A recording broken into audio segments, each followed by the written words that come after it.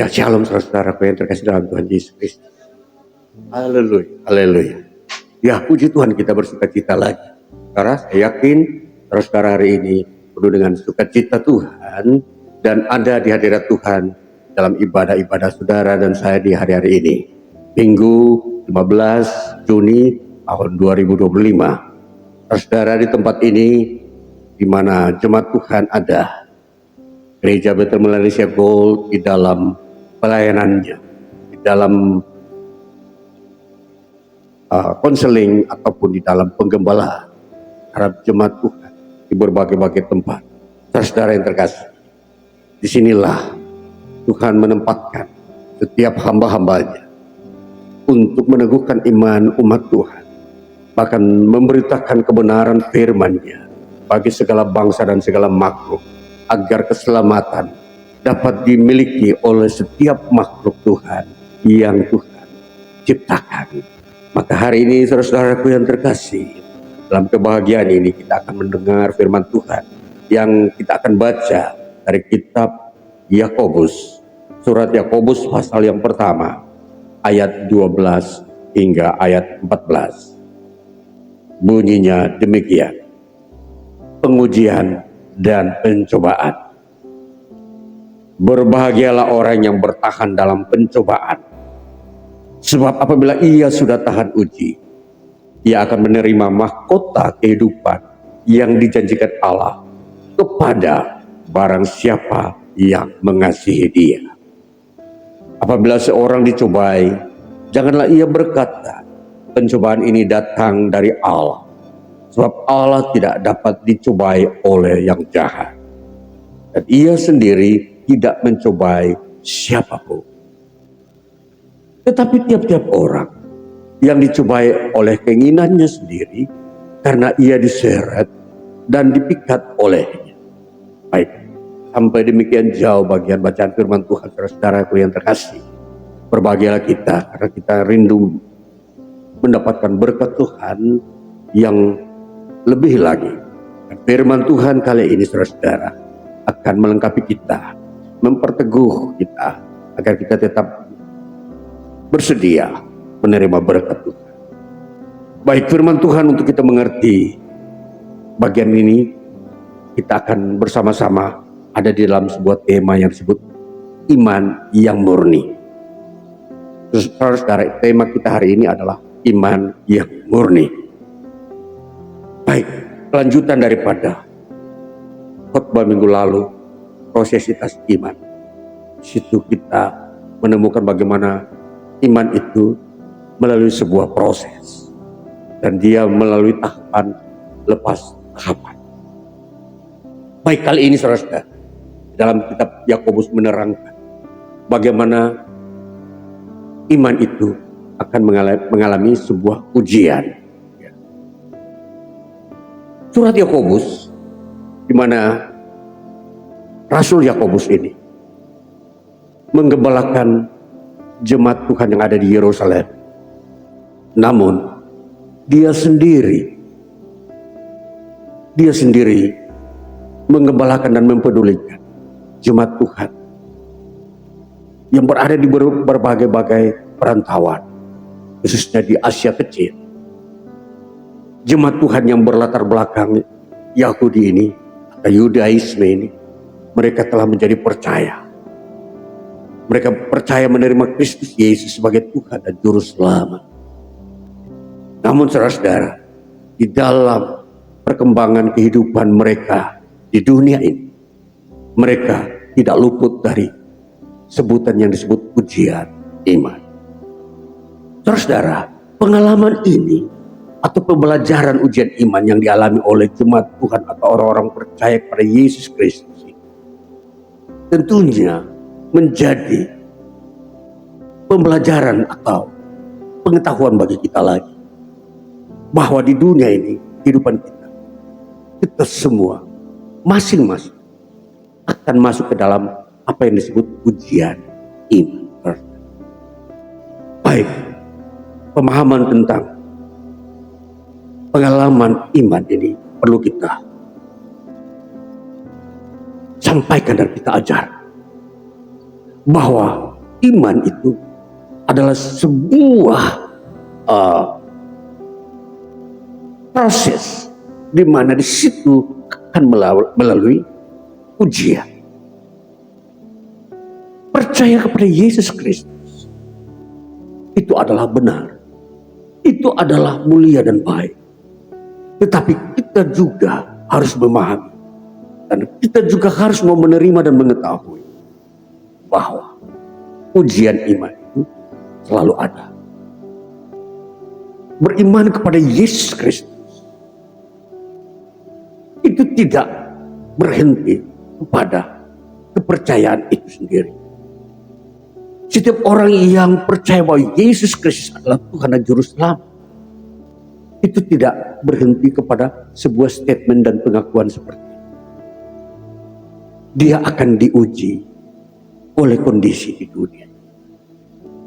Saudara, nanti kita akan melihat bagaimana hasil ujian daripada iman itu membawa pengetahuan dan pengenalan kita kepada Yesus Kristus lebih murni. Baik, disinilah tema kita yang kita akan mau capai adalah iman yang murni. Saudara-saudara, iman yang murni itu tidak pernah berhasil tanpa melalui sebuah ujian. Itulah sebabnya iman itu dia bagaikan benda-benda mulia, bagaikan emas dan perak. Jadi percaya kepada Yesus Kristus ketika mencapai kemurniannya itu dipandang sebagai benda mulia seperti emas dan perak. Jadi kalau kita memandang emas dan perak sebagai benda mulia, maka ketika kita percaya kepada Yesus Kristus, itu pun akan mencapai titik kemuliaan. Dan di situ ketika titik kemuliaan itu sudah tercapai, disitulah nampak kemurniannya. Nah, ini saudara-saudara, kita mau belajar bagaimana iman yang kita punya ini, dia itu mencapai titik kemuliaan, titik kemurnian. Nah, mari kita melihat selanjutnya. Hubungan antara iman yang murni, iman yang mulia pada Yesus Kristus dengan kehidupan kita di dunia ini sesuatu yang memang mempunyai hubungan sebab akibat. Hubungan sebab akibatnya itu di mana? Hubungannya adalah ketika kita percaya kepada Yesus, itu hubungannya harus diuji, harus dimurnikan dari segala motivasi-motivasi.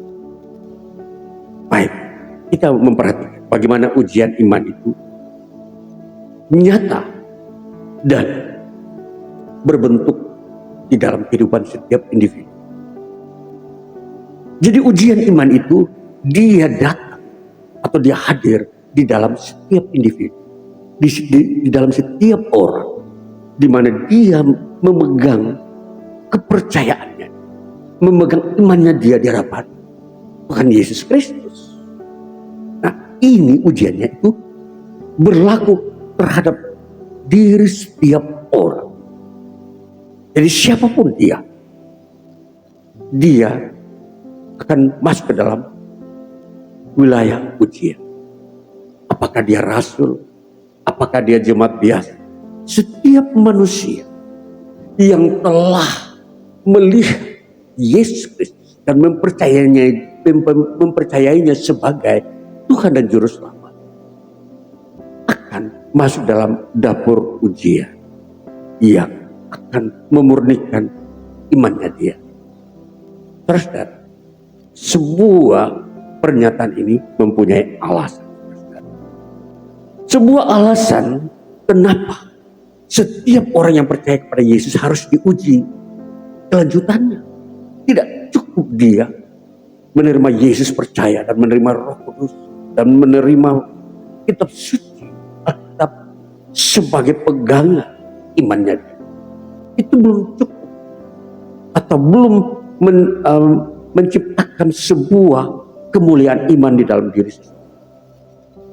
Maka puncak daripada iman seseorang mencapai kemuliaannya, kemurniannya, iman itu harus diuji di dalam diri.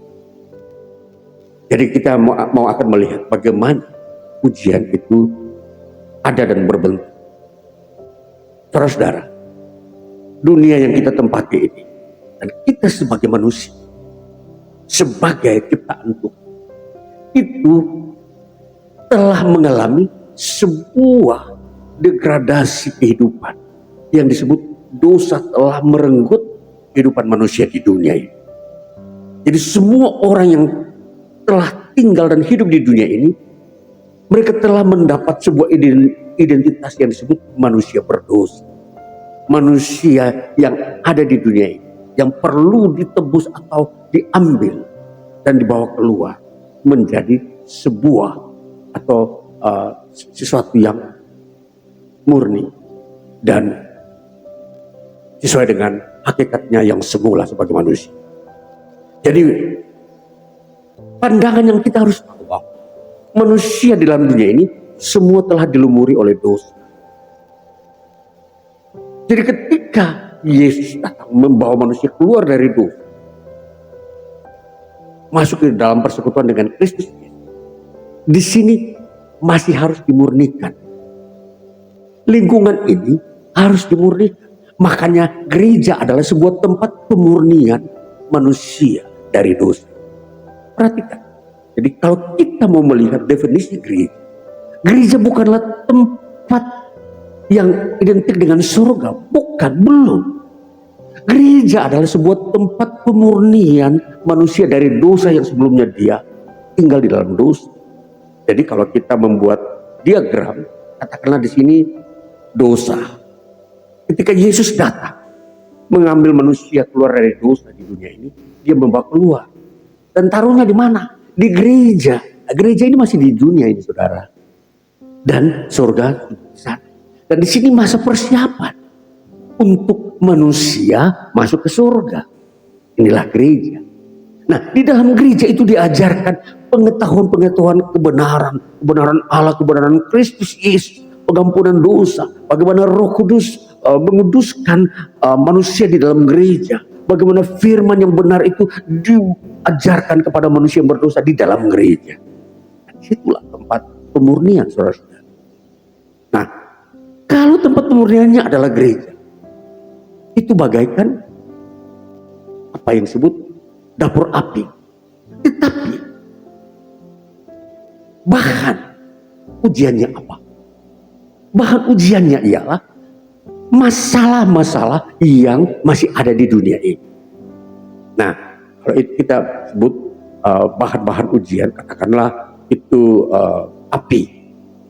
Kalau dapurnya adalah gereja, maka apinya adalah apa? Masalah-masalah di dalam dunia ini. Maka ini sebuah ilustrasi gambaran bagi kita.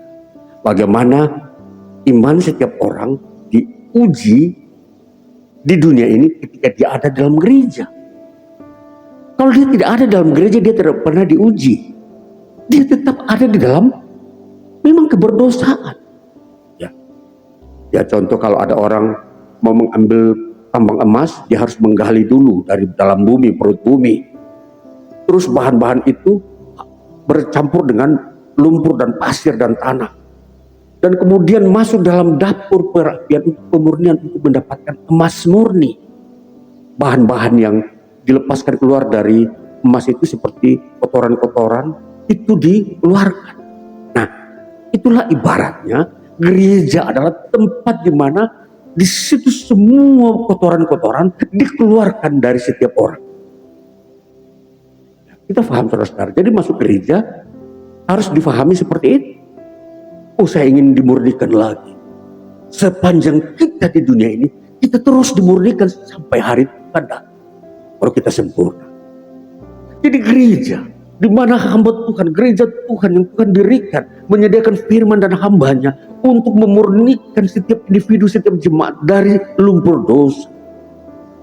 Maka tentunya kita akan menemukan orang yang semakin hari dimurnikan, dia semakin lebih baik di dalam gereja. Kalau dia mau menuruti pemurnian itu. Tapi kalau dia tidak mau dimurnikan dalam gereja, dia akan keluar dan dia tidak masuk dalam pemurnian. Dan itu terbuang dan kembalikan kepada bagian-bagian yang tidak berguna. Ya, saudara, itulah gambaran kemurnian iman. Jadi kita mau melihat bagaimana Rasul Yakobus menjelaskan kepada orang-orang Kristen bahwa kalau kamu masuk dalam dunia tahan uji atau dunia pencoba, dunia pengujian, itu akan membuat kamu murni, menjadi orang-orang kudus yang murni. Kalian akan dibentuk supaya dosa itu dibersihkan, semakin dikeluarkan dari hati nurani dan pikiran, keinginan setiap orang, supaya itu dibuang di dunia gelap sana. Jadi saudara-saudara, di sini kita mau mengerti bahwa kenapa di dalam gereja selalu mengajarkan pemberitaan tentang pengudusan, bukan kekayaan, saudara-saudara.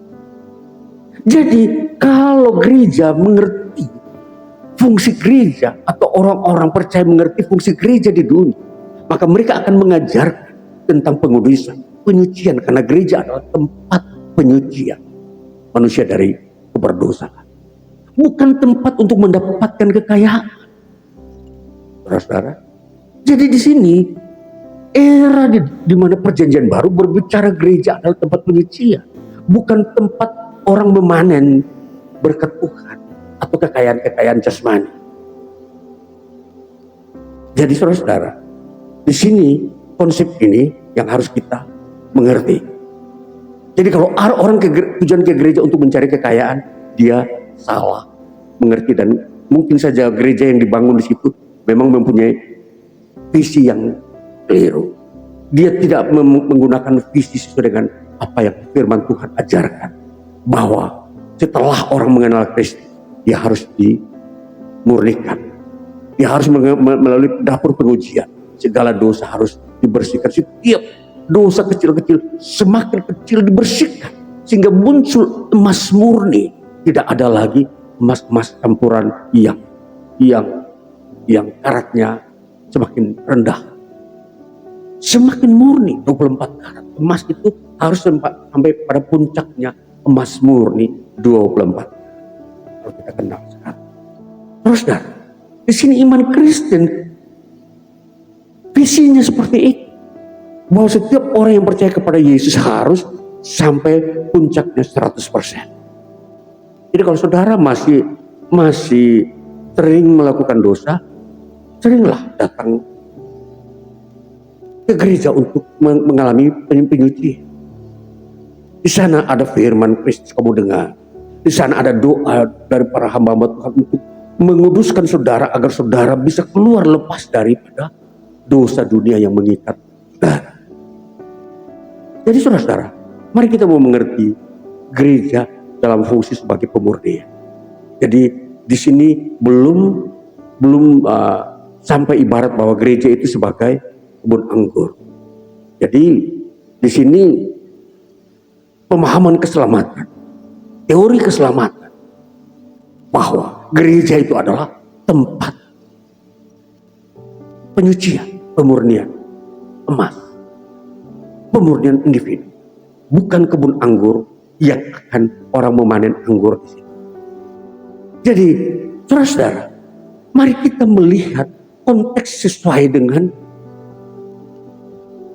peruntukannya. Kita sebagai orang Kristen dipakai atau dibentuk oleh Tuhan untuk apa? Untuk diselamatkan ke surga. Jadi ini yang menjadi visi daripada kerajaan Allah, bahwa kita harus masuk surga. Nah, itulah yang disebut kita menjadi Kristen, kita masuk gereja, mempunyai sasaran adalah tembus surga. Jadi itulah visi kerajaan Allah. Maka Yesus Kristus datang ke dunia untuk melakukan pekerjaan-pekerjaan penyelamatan dan penyucian. Jadi Roh Kudus yang hadir sekarang ini, dia menyucikan. Kalau Yesus menyelamatkan, ya, Yesus menyelamatkan, membawa kita keluar dari dosa. Terus ya, pindah masuk ke dalam lingkungan baru. Yesus naik ke surga, Roh Kudus turun untuk mengerjakan proses penyucian sampai kepada penyelamatan. Ini kalau kita mau melihat kronologi karya Allah di bumi, maka inilah yang dikerjakan dalam Yesus Kristus. Ini sebuah kronos, sebuah perjalanan, ya, sebuah urutan di mana tahapan lepas tahapan itu dikerjakan oleh Allah. Allah tidak mengerjakan manusia langsung keluar dari dosa langsung masuk surga. Tidak, saudara-saudara. Dia mempunyai tahapan, mempunyai kronosnya, urutan-urutan setelah Yesus mengeluarkan manusia dari dosa, itu melalui kematiannya di kayu salib. Itu peristiwa di mana Yesus mengeluarkan manusia dari dosa. Terus kemana? Yesus bilang, aku akan mendirikan gereja. Matius pasal 16. Gereja itu untuk apa? Untuk menampung mereka-mereka ini yang percaya. Lalu Yesus berkata, aku akan pergi ke surga, aku memberikan rohku kepada mereka. Roh Kudus. Nah, ini apa pekerjaan Roh Kudus? Mengajar, menghibur, menyucikan, menguduskan. Ini salah satunya proses. Saudara, kita pelajari sistematika iman Kristen. Roh Kudus mempunyai fungsi untuk menyucikan sampai sempurna, saudara. Sampai titik di mana kemurnian iman.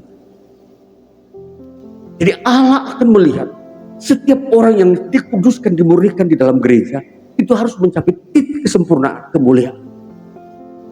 Itu target. Maka saudara-saudara, kalau kita memperhatikan semua rentetan ini, maka kita tahu bahwa pekerjaan Allah itu sampai hari ini, sampai kedatangan Yesus kedua kali, itu kita berjalan sesuai dengan kehendak penyucian. Karena ini era Roh Kudus. Setiap orang yang percaya kepada Yesus, dia akan masuk di dalam proses penyucian iman sampai muncul kemurnian. Ini saudara, kita melihat ini proses disebut proses kehendak Allah. Jadi kalau orang mengatakan mengikuti kehendak Allah, melakukan kehendak Allah, ya ini apa kehendak Allah dalam hidup kita? Ya ini penyucian. Tidak ada yang lain. Tuhan menghendaki kita bekerja, katakanlah memberikan kita sebuah pekerjaan, itu adalah kehendak Allah berkat. Tetapi berkat itu tujuannya untuk penyucian, melanjutkan hidup saudara dalam proses penyucian. Jadi tidak untuk membiarkan saudara hidup dalam keberdosa, kembali ke dunia kegelapan di mana saudara diambil dari dunia kegelapan itu, dunia keberdosa.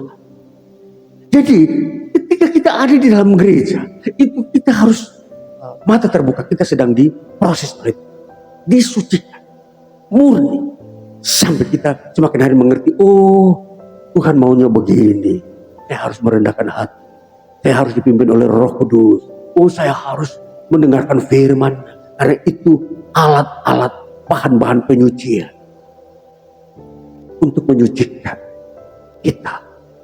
Jadi itu saudara. Jadi di sini kita melihat bahwa apa yang ada di dunia ini itu semua akan dibersihkan, dilepaskan dari setiap orang-orang yang percaya. Maka kalau kita melihat di dalam setiap orang masih ada mempunyai keinginan diri sendiri.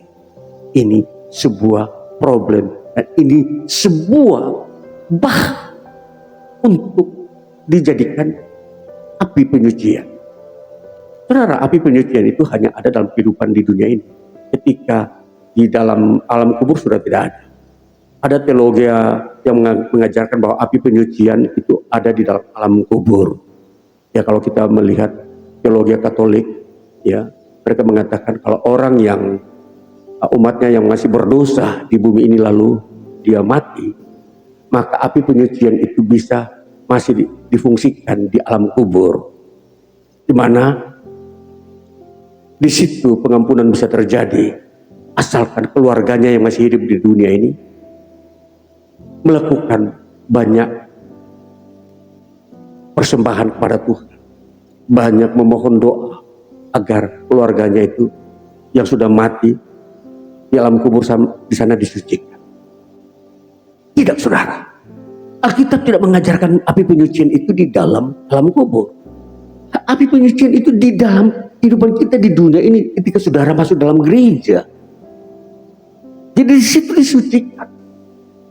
Jadi penyucian itu yaitu diri kita sendiri yang merupakan api yang di situ dikatakan oleh Yakobus itu api pencobaan, api penguji. Jadi diri kita sendiri yang masih mempunyai keinginan itu akan menjadi bahan pembakaran.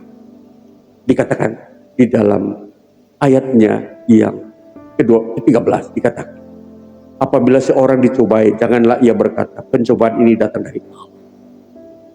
Jadi pencobaan itu sebagai bahan ujian itu bukan dari Tuhan, bukan dari Allah, tapi dari diri kita sendiri. Jadi apa itu keinginan diri sendiri?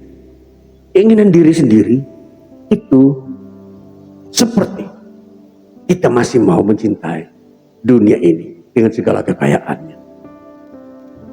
Masih ingin tidak mau dipimpin oleh Tuhan.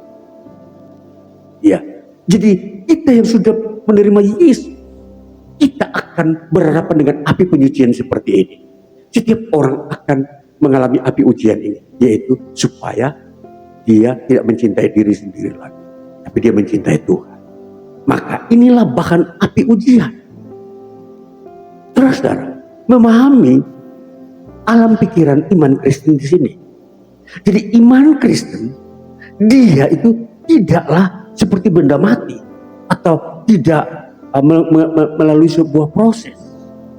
Iman Kristen itu dia selalu masuk ke dalam dunia proses. Tidak bisa langsung dari bahan tambang, katakan emas, pasir langsung bercampur dengan emas dimasukkan jadi satu di dalam sebuah wadah lalu itu disebut emas. Karena dia masih bercampur dengan kotoran. Nah itulah sebabnya ilustrasi ini menggambarkan kita dulunya masih berdosa, bercampur dengan dosa. Yesus angkat kita keluar dari tambang dosa itu, keluar supaya memurnikan kita untuk menjadikan kita manusia murni lagi yang diciptakan sesuai dengan kehendak Allah yang mula-mula, yaitu suci. Ini dimurnikan, dan salah satu yang kita akan hadapi adalah diri kita sendiri.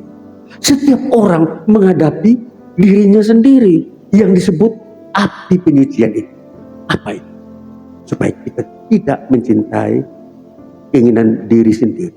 Keinginan diri sendiri selalu mau mencintai dunia ini, selalu mau mencintai dosa. Nah, jadi disinilah kita akan diperhadapkan dengan firman Kristus, supaya diri kita sendiri yang ingin mencintai dunia ini itu dihabiskan, dilepaskan dari diri kita, sehingga kita sudah berani berkata, saya tidak akan lagi mencintai seluruh yang ada dalam isi dunia ini.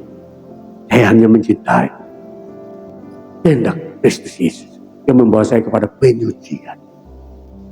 Jadi penyucian itu akan membuat kita menerima Kristus sepenuhnya. Roh Kudus akan memenuhi kita kalau kita sudah berani melepaskan kecintaan untuk diri sendiri. Kita sudah tidak lagi mengutamakan diri sendiri sebagai pokok kehidupan, tapi kita mengutamakan Tuhan. Ya. Jadi ini yang disebut kerohanian Kristen. Ini bagaimana rohaninya dia mencintai Tuhan, itu adalah kerohanian, bukan mencintai diri sendiri. Jadi di sini prosesnya untuk mencapai pemurnian iman di dalam Kristen, ini salah satu proses, ialah melepaskan keinginan diri sendiri. Berbeda dengan konsep-konsep dunia, dan dunia selalu mau memperkaya diri. Dunia mengajarkan manusia supaya kamu harus mencintai dirimu sendiri dan memperkaya dirimu sendiri, membuat dirimu sendiri lebih agung daripada orang lain. Itulah konsep-konsep dunia. Jadi mempelajari iman Kristen itu memang di sini hanya firman yang menjelaskan bagaimana iman kita itu mencapai kemurnian.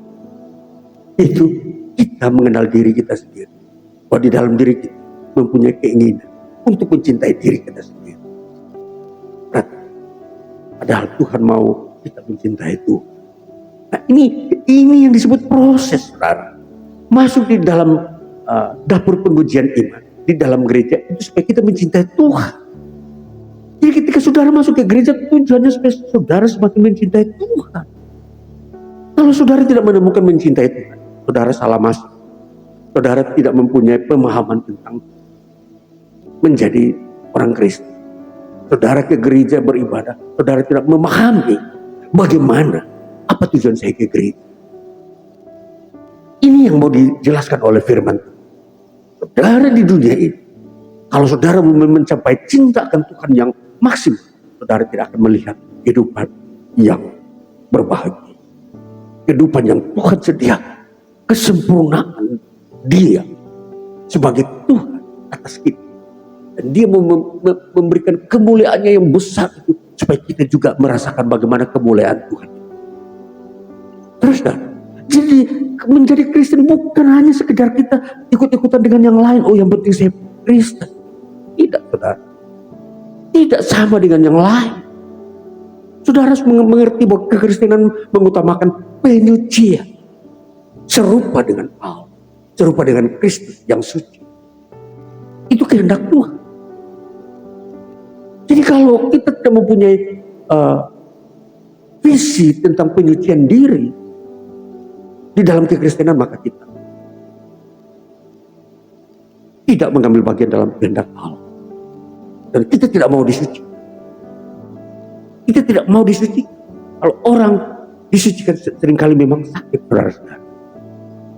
Dosa dalam diri, keinginan diri sendiri selalu ditanggalkan. Tuhan bilang, tanggalkan kesombonganmu, tanggalkan keinginan diri sendiri, egoismemu, tanggalkan semua, dan engkau harus merendahkan hati. Ya, bayangkan kalau itu dikikis, banyak orang yang sakit dan banyak orang tidak mau menerima proses seperti itu, dan dia menjadi Kristen yang bercampur baur, tidak murni, dan dia tetap dalam dosa, dan dosa itu semakin banyak akhirnya menjadikan dia ada di sekitar tambang emas itu yang belum dibersihkan lagi kembali kotor. Ini saudara-saudara perhatikan. Jadi mengerti tentang penyucian iman itu, Tuhan sediakan gereja, hambanya dan firman-Nya, dan Roh Kuduslah yang bekerja dalam gereja untuk menyucikan setiap individu, saudara. Jadi ini perhatikan baik. Kita masuk gereja bukan mencari keangkuhan, untuk mencari keuntungan. Panggilan Kristus untuk masuk gereja ialah penyucian, proses penyucian.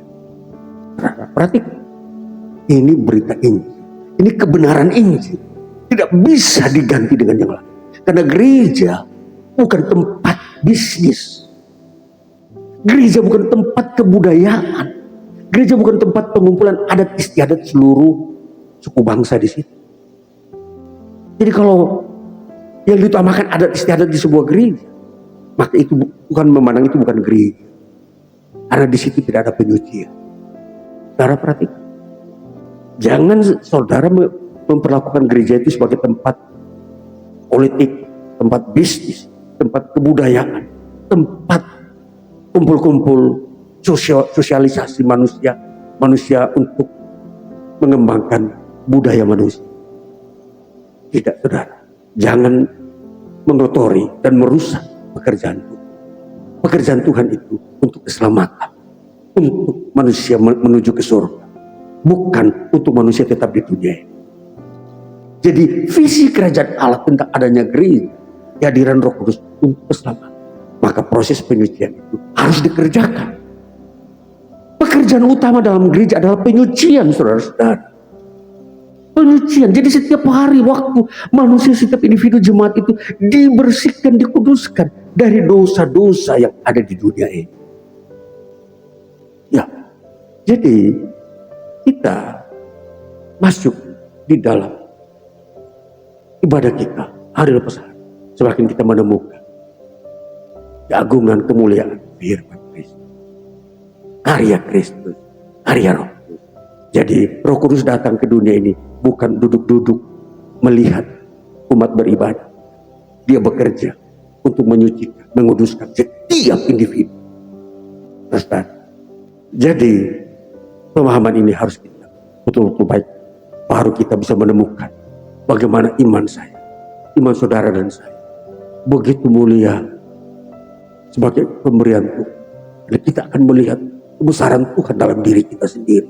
Kita akan melihat mujizat-mujizat Tuhan bekerja karena kita setelah melalui proses penyucian. Ini saudara, lalu dikatakan ayat 14, tetapi tiap-tiap orang dicobai oleh keinginannya sendiri karena ia diseret dan dipikat olehnya.